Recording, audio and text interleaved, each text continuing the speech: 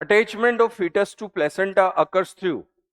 भाई फीटस और प्लेसेंटा का जो है वो अटैचमेंट होना है, तो वो अटैचमेंट जो है वो किसके थ्रू होना है भाई? फीटस और अगर हम बात करें फीटस के बीच में और प्लेसेंटा के बीच में जो रिलेशन बनेगा बेटा, वो रिलेशन जो है वो बनेगा कौन? Umbilical cord. वो बनेगा बेटा अम्बिलिकल कोड। आप ये कहोगे कैसे गुरुजी? अभी मैंने जो है वो बताया था आपको ये वाला। इसके अंदर जो है बेटा क्या होता है कि यहाँ पर ये जो है, यहाँ पर ये जो विलाय आप देख रहे हो ये किसमें है? ये कोरियोनिक विलाय है, इनको बोलते हैं आप कोरियोनिक विलाय, है ना? कोरियोनिक विलाय।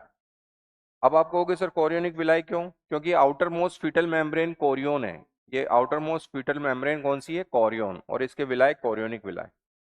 अगर हम बात करें यूटेरस बनाए बेटा, हम यूटेरस बनाए, माँ की कोख बनाए, तो यूटेरस के अंदर भी ये इस तरह के जो है विलाय होते हैं, यूटेराइन विलाय।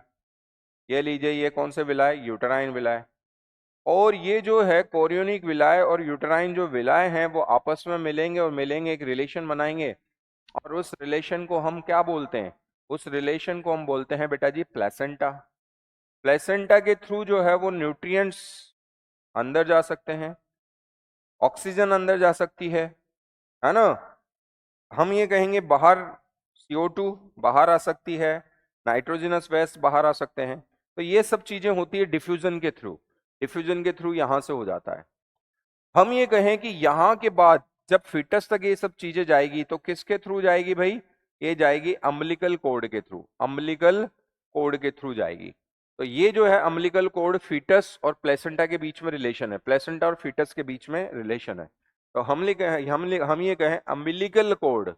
अम्बिलिकल जो कोड है बेटा, वो अम्बिलिकल जो कोड है, वो अम्बिलिकल कोड क्या है? अम्बिलिकल कोड है एक तरफ तो प्लेसेंटा और एक तरफ क्या? फीटस। फीटस, इसके बीच में एक क्या है? रिलेशन है, अम्बिलिकल कोड। तो आंसर चला जाएगा ये।